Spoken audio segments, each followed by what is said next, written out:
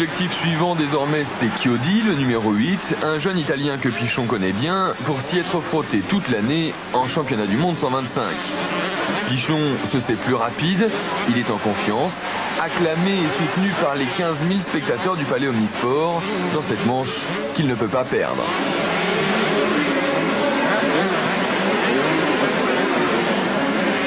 C'est dans le tunnel que la différence va se faire. Dans le gauche très serré, Pichon repique à l'intérieur, ressort mieux en réaccélérant plus tôt et Chiodi abdique. Pichon file donc vers sa première victoire à Bercy cette année. Ce sera la seule.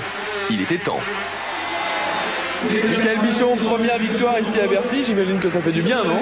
Bah oui, parce que bon, il était temps, il reste plus qu'une course après celle-ci en 125.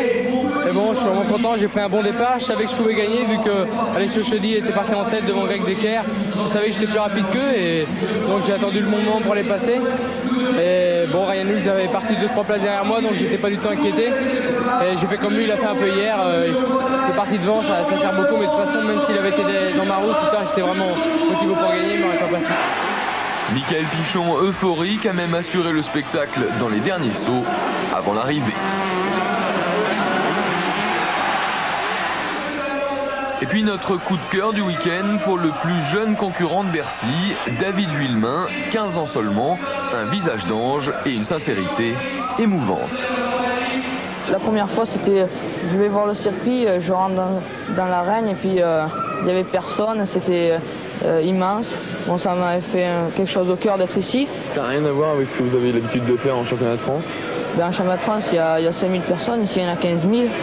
Donc on est un peu tendu au début et en championnat de France, c'est notre championnat et on donne tout. Quel est le moment qui est le plus impressionnant? Le départ.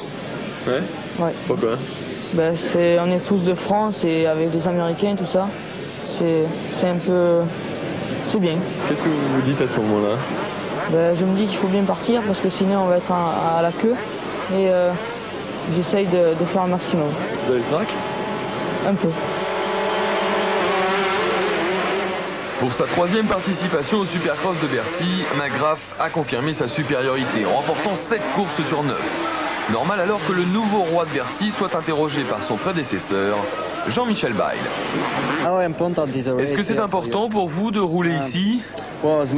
L'essentiel pour moi ce soir, c'est d'être le roi de Bercy. Mais vous savez, de toute manière, c'est assez important parce que je veux gagner le plus de courses possible. Et maintenant, grande question, pensez-vous être meilleur en 93 que je l'étais en 91? J'ai gagné plus de courses.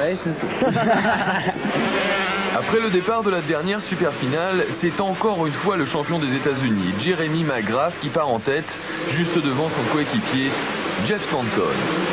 Mais ce jour-là, McGrath n'est pas au mieux. Peut-être un peu usé par les courses précédentes et en tout cas pénalisé par un moteur qui a des ratés.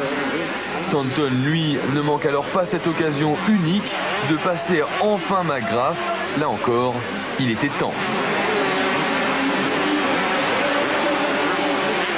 À cause d'un moteur récalcitrant, McGrath ne sera pas en mesure de revenir sur Stanton, qui empoche donc la dernière course de Bercy, dans une super finale où la première 125, celle de Hughes, termine en 7e position.